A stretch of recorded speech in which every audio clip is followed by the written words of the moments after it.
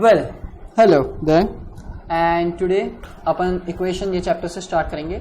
So before going for the equations chapter will just go through a background history and then through that we will jump on to the equations. The first step is towards the history of understanding why there is need of equations, when equations came, how it came, and all those stuff that we are going to understand today.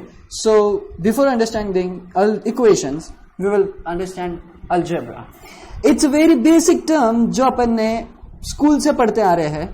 Algebra, a study of algebra. What algebra is nothing but algebra deals with numbers.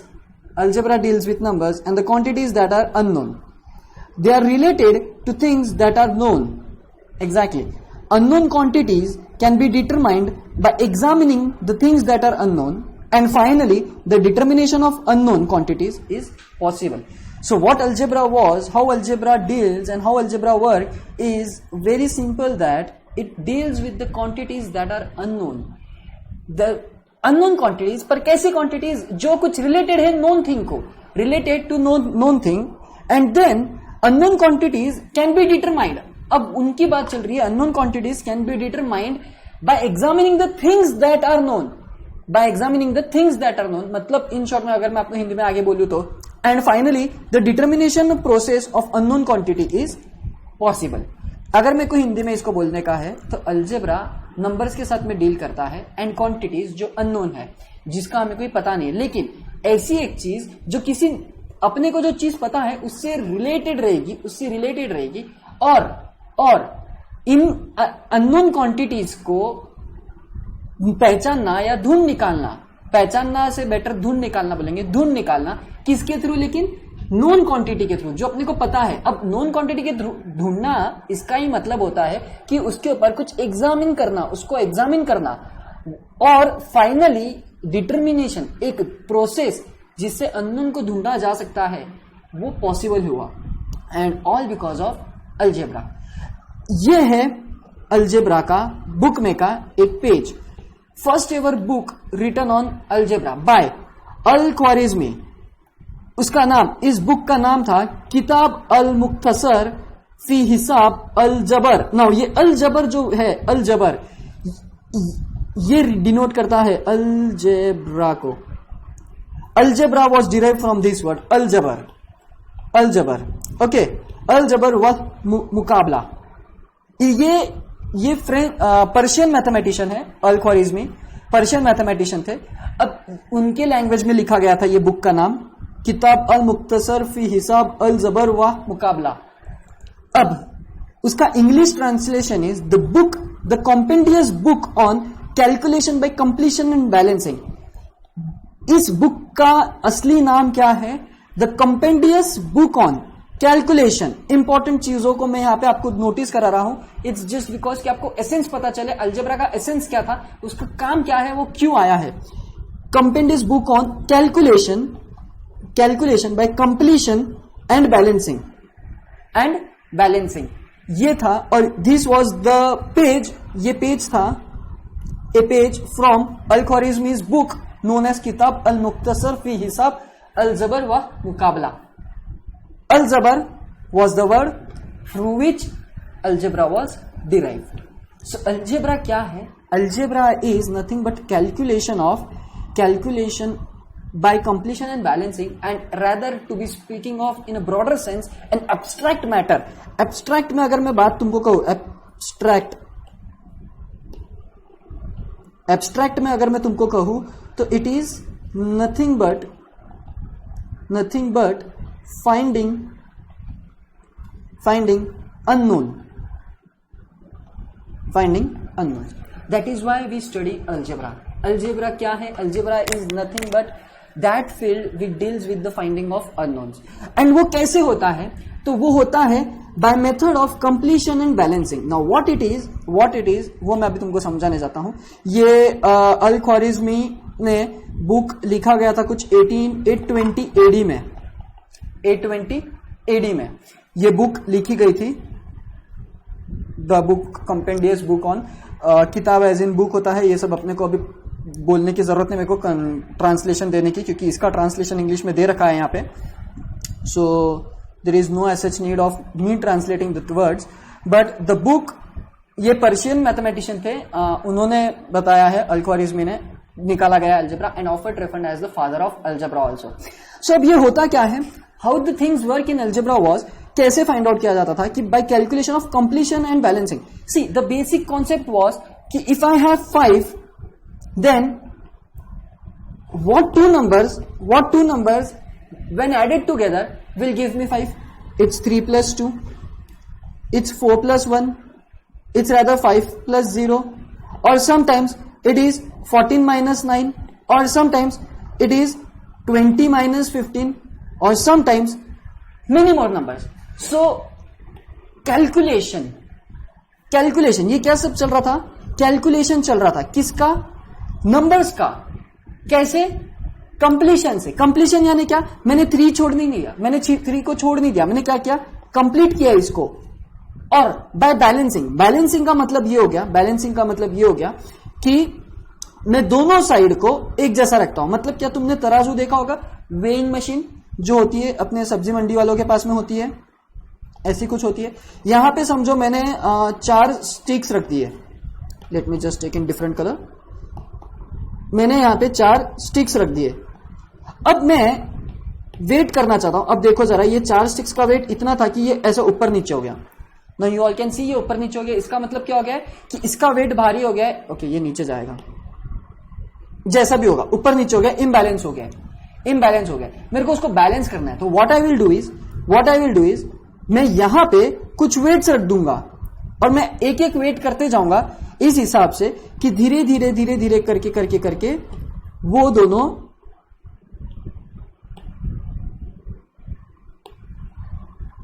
एक level में आ जाए. कौन दोनों, ये stick और ये. Just by adding the 3 weights 1 kg के मैंने 3 पत्थर रखे और मेरे को पता चला कि this 4 sticks are equal to 3 kg. How did I do? Was nothing but by considering balancing method. By balancing method मैं क्या करते जा रहा था, 1 किलो रखा, फिर 2 किलो रखा, फिर 3 किलो रखा. जैसे 3 किलो रखा, मेरा वेइंग मशीन में बैलेंस होने लगा, तो मैंने बोल दिया कि yes, this 4 sticks combinedly weights 3 kilo. Now in number system में अगर इसमें बात किया जाए थोड़े ब्रॉडर एस्पेक्ट में, तो what happened was, what 5 will be equal to, what number will it be equal to when I add 3 to 2? What number will it equal to when I add 3 to 2? It will be equal to 5. Simple as that. But यहां पे वो concept रुका नहीं. It was just, यहां पे क्या हुआ, अगर मैं आपको बता दूं तो यहां पे हुआ बैलेंसिंग. कैलकुलेशन हुआ, बैलेंसिंग हुआ. अब देखो अननोन मैटर कैसे हुआ. अलजेब्रा का मेन कोर स्टडी कैसा था, अलजेब्रा का कोर स्टडी था कि if I have 5 on one side and there is a 2 on the other side, what number will it be here so that it will give me 5? You know, 3 it is. Exactly. Now, ये जो था, it was unknown. इस unknown को find out करना, ये पढ़ा गया था ये बुक के अंदर, जिन्होंने निकाला था अल-ख्वारिज़मी ने ये यहां पे निकाल के रखा है. एक ऐसी बुक है, ये बुक में का एक पेज था, अब पता नहीं मुझे इसमें क्या लिखा है, बट ये देखो यहाँ पे आप तो देयरफॉर सिंबल लिख रखा है उन्होंने. ये देखते हो देयरफॉर का सिंबल. सो ये जो 3 डॉट होते हैं उसको क्या बोलते हैं, देयरफॉर बोलते हैं. तो वो कुछ लिखा है उन्होंने वर्ड्स में. एक्चुअली वो लोग तो उर्दू में लिखा है आई गेस, तो ये यहां से रीड होगा, इसे ऐसे रीड किया जाएगा, जैसा भी होगा वो. नेवरदलेस अपन इसके ऊपर में डिस्कस कर रहे हैं. It's just a page from this book जिसमें ऐसी चीजों के ऊपर उल्लेख दिया गया है और बताया गया है कि how you are going to find out the unknown quantities.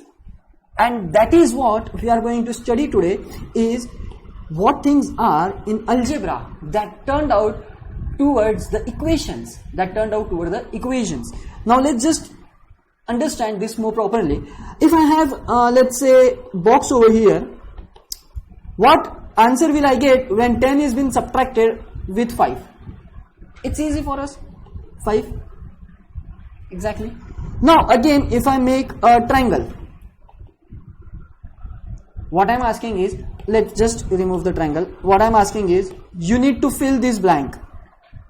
14 minus 9, not just 9, 14 minus 10. What answer is? You'll get is 4. Now the point was nothing but finding the unknowns. यहां पे thing was very simple for us. यहां पे बहुत आसान जा रहा था अपने को ये सॉल्व करना, ये समझना. अब चीजें कॉम्प्लेक्स होने लगी. ये जो चीजें थी अपने पास, जो अपने को जो अननोन्स फाइंड आउट करने थे, वो इतने छोटे छोटे नहीं थे, बड़े होते जा रहे थे. The things were getting complicated and complex. In such case blanks या ये स्क्वायर रखना was not possible for us, was not possible for us. और उस समय पे इंट्रोडक्शन हुआ वेरिएबल्स का, और I would rather say letters का. ये बोलते हैं ना हर बार, बहुत कॉमन जगह बोला रहेगा, find Y, find X. What are these x and y? These are the unknowns that you have been asked to find out. हर एक का ये सवाल रहता है, भाई x ही क्यों फाइंड आउट करना है हर बार, भाई y ही क्यों फाइंड आउट करना है हर बार. बेटा द पॉइंट इज कि बड़े बड़े जगह पे it is not possible for us just to keep the blanks and boxes in the solutions. In solutions you cannot just keep the shapes and blanks over there to represent the unknown. To overcome such things, blank और boxes ना रखते हुए letters का use करना चालू किया गया. यानी क्या कि let's just take 5 is equal to plus 2 and x. What value that x will hold, if I add 2 to it, it will give me 5. So what you do is, अपना process क्या होता था स्कूल के time पे, you subtract 2 from both the sides, then you get x is equal to 3. It means that whenever I plug 3 in x, मैं जब 3 को x में put up करूंगा, I will get the answer as 5. No other values x will hold except 3. यहां पे the things are easy for me to understand. Not just because ये तुमको छोटा दिख रहा है, इसको ऐसा ना समझो कि ये यहीं पे ही. It might, आगे आपको मैं और बताऊंगा कि यहाँ वेरिएबल्स का काम क्यों इतना आसान हो जाता है rather than shapes and blanks. हर एक का ये क्वेश्चन होता है कि why do we use letters and alphabets only? Why there is need to use alphabets and letters only? It's just because to keep the things simple and possible as for to remember. तो point ये है कि if I ask, भाई square की value क्या थी, तुम बोलोगे हाँ, मैं बोलूंगा हाँ स्क्वायर की वैल्यू क्या थी. फिर तुमको याद रखना पड़ेगा कि भाई 10 - 5 was the value of square which is equal to 5. और ये कितना अपसर्ड सा क्वेश्चन हो गया ना. स्क्वायर की वैल्यू क्या थी, तुम बोलोगे भाई स्क्वायर का बताओ मेरे को, कितना साइज था, कितना लेंथ था, कितना विड्थ था, क्या था. मैं बताऊंगा तुमको स्क्वायर का आंसर क्या है. ये कंफ्यूजन को अवॉइड करने के लिए उन्होंने वेरिएबल लेटर्स को लाना चालू किया, लेटर्स को. और इन लेटर्स को बोला गया वेरिएबल्स. इनको वेरिएबल्स इसलिए बोला गया कि if I use this part, then what is the value of x in which when 14 is subtracted by 10 I get what? I get 4. So x over here is 4. X over here is 4 and over here it was 3. It means that depending on the equations, depending upon the situation, our x is changing and henceforth the things which varies with time, the things I am writing, the things which vary with time are known as variable. And what are then constants? The things which remains as it is throughout the time are constants. यहां पे x, y, z, a, b, c, whatever you want you can use. Not only letters of x, y, z, but a, b, c, d also, alphabet to all 26 letters that you can use, that you are aware of. Even the Greek letters also. Greek letters यानी क्या हो गए, ये theta, then comes phi, then comes psi. You can use these also. Anything that you want, but it should be meaningful. It should be meaningful so that you can remember the things. Now the thing is algebra में we are understanding the concept of finding the unknowns. the concept of finding the unknowns is nothing but we have given that unknowns a name. That name is what? Variable. That name is what? Variable. Now if I ask you that there, now the important thing is, now remember that अगर ये दो equations let's say ये दो equations अगर एक ही question में होते, मतलब क्या मैं बोल रहा हूं कि find the value of x over here, तो यहां पे we can not use x, मतलब मेरी बात समझ रही है? वेरिएबल्स वैरीज, इसका मतलब क्या हो गया कि उसकी values depending upon the equations अलग अलग रहेंगी। लेकिन अगर ये दोनों क्वेश्चन अगर एक ही क्वेश्चन में फॉल कर रहे हैं, इसका मतलब the variable that I have used over here it is exclusively for this part only, then I cannot use that variable in this part of calculation. Why so? Because if I use x over here, it will tell what? By x की value is 3. Is that so? No. X की value 3 नहीं आ रही है, 4 आ रही है. Then in such case you gotta have to use some another variable, let's say y. So there you have two different calculations for two different values.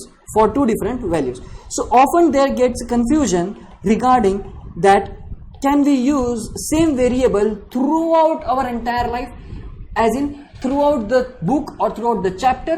No, you cannot. Depending upon the situation, you have to change the variables.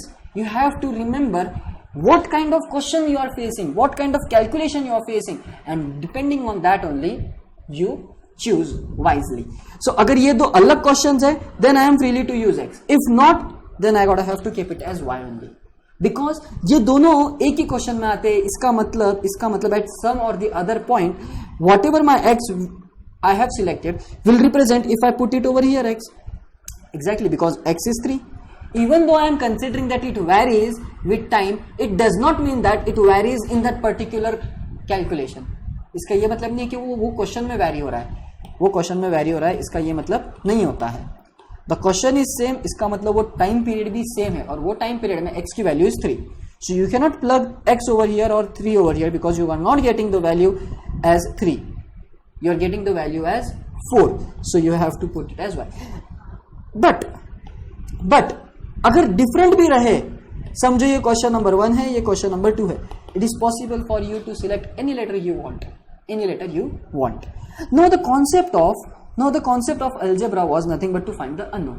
अब मैं यहाँ पे और आपको आगे लेके जा रहा हूँ एक कदम. मैंने आपको बताया कि we are giving the names to finding the unknown. It is easy for me and you and everyone in this world to find the things which are known to us. As in एक letter भी मेरे लिए एक known है चीज, quantity. I need to find x. I know x. I remember x. But if I say find the triangle, you will say how? What is it? वहां पे confusion होता है. So now we are able to now give the names and we are able to calculate things. Now you need to focus and understand nicely and carefully. अब मैं तुमको क्या बोल रहा हूं? The concept or the studying of such kind of operations and such kind of arithmetics calculation is nothing but equations. और इनको बोला गया था equation. Equation is nothing but that concept. Equations are nothing but that concept in which two quantities are equal to each other. इस हिसाब से equations, इनको equation इसलिए बोला गया because of this equality sign. यहाँ पे equality आने से ये equation बन गया. इसका मतलब ये हो गया कि these two sides are equal to each other. And whenever you get an equal to sign in some way, you are saying about equations. If I say 5 equal to 5, this is also equation. Because it represents something in which one side and the other side are equal to each other. And the quantities and the expression, very important thing. There is a difference between equation and expression. Expression as in I am expressing quantity x plus 2 is my expression. When I equate it with 5, then it is my equation. because I have an equality sign which says that this part is equal to that part. This over here isn't just an expression, it's just an expression. It says that x plus 2. इसका मतलब ये हो गया my unknown is what? Some fruits, some number, some living thing, some non-living thing, whatever it is. We are not concerned with what it is. We are just concerned with the expression. We are just concerned with the expression. So what is the difference between expression and equation? In expression, you won't be having an equality sign. Equal to is known as equality sign. And in equations, you will have a equality sign. You will come across the equality sign. And when you come across the equality sign, it says that it is an equation in which one side is equal to that another side. And which is the chapter which you have to understand today.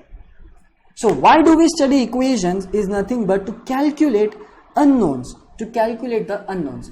Equations are the key part of algebra. Algebra was meant for that only. Algebra को बनाया ही गया था इन सब चीजों के लिए. Equations were the things is the part of algebra. एक ये part है algebra का.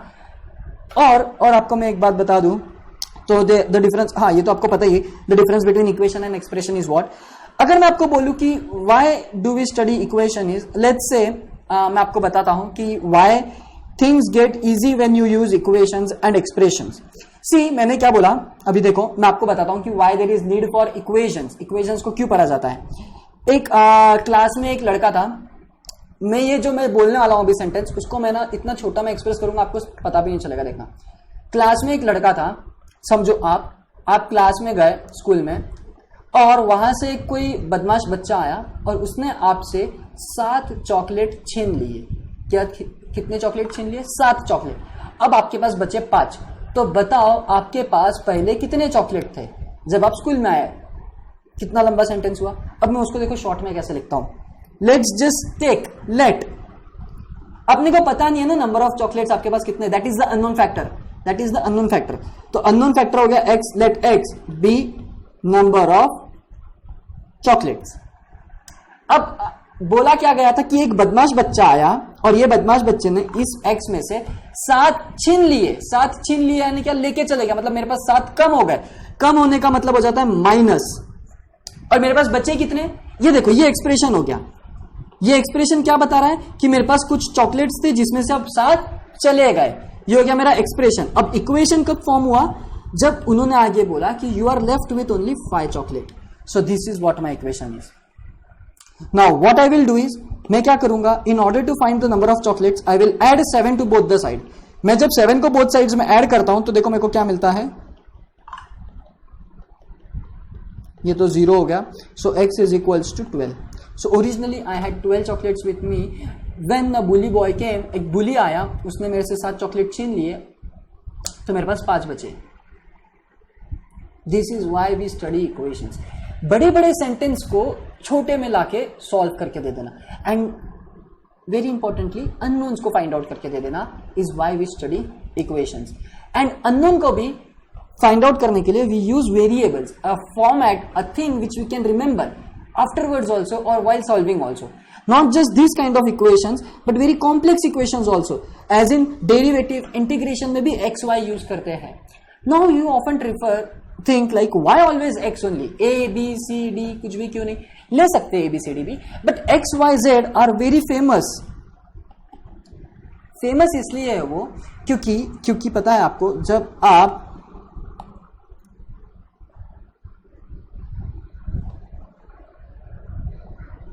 ओवर हियर, ये क्या है? ये हो गई मेरी y एक्सिस, ये हो गई मेरी x एक्सिस.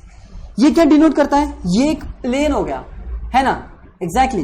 और ये जो 1 2 3 4 5 6 7 8 ये क्या हो गए? ये सारे एक्स एक्सिस के नंबर्स हो गए, एक्स एक्सिस पे के वैल्यूज हो गए. और 1 2 3 4 5 6 7 ये क्या हो गए? वाई एक्सिस पे के वैल्यूज हो गए, है ना. तो रेने डेकार्ट नाम के एक मैथमेटिशियन थे. उन्होंने क्या किया था? उन्होंने ये बोला था, it is possible for me when ever I find this unknown values I can use it to plug it in this graphical format and to draw a graph.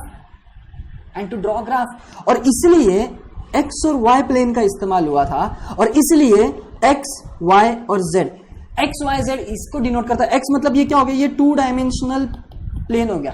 2 dimensional as in book का, 3 dimensional as in वो cube होता है ना, cube वो होता है 3 dimensional. मतलब क्या, ये देखो 2 डायमेंशनल एज इन यानी क्या, एक हॉरिजॉन्टल एक्सिस है, सॉरी एक वर्टिकल एक्सिस है और एक हॉरिजॉन्टल एक्सिस है. 2 डायमेंशन है इसको, दो डायमेंशन है इसको. 3 डायमेंशन कैसा होगा, 3 डायमेंशन इज दिस, ये हो गया तुम्हारा 3 डायमेंशन. ये जो डॉटेड लाइन होता है ना, ये जो डॉटेड लाइन है, that is inside out, that is inside out. मतलब क्या, मतलब मैं ये ऐसा और ऐसा रखूं तो ये इसके अंदर से, ये सेंटर में से आर पार जाएगा, आर पार, सेंटर में से आर पार जाएगा, और वो जो आर पार जाता है that is your third axis, that is Z axis. उसको इसलिए डॉटेड लाइन से ऐसा रिप्रेजेंट करते हैं. ये 2 डायमेंशन में, इसलिए अगर आप उसको बाहर लाओगे तो एक ऐसी लाइन रहेगी, एक ऐसी लाइन रहेगी, और ये लाइन को ये ऐसी लाइन रहेगी, उनके बीच में से जाने वाली, उनके बीच में से आर पार जाने वाली line. That is what your 3 dimension is x, y, z. और उनको डिनोट करने के लिए, आसानी जाने के लिए, they often use x, y, z as their common variables, as their common letters, ना कि ABCD को वो लोग कॉन्स्टेंट्स के लिए यूज करते हैं. ABCD को लोग कॉन्स्टेंट्स के लिए यूज करते हैं, कॉन्स्टेंट कोएफिशिएंट्स के लिए यूज करते हैं, वो सब आगे समझेगा. So what equations is, why do we study equations? Why we study equations is because of algebra, जिसने equations को introduction में लाया just because by calculation, by completion and balancing method. और ये balancing is nothing but equation,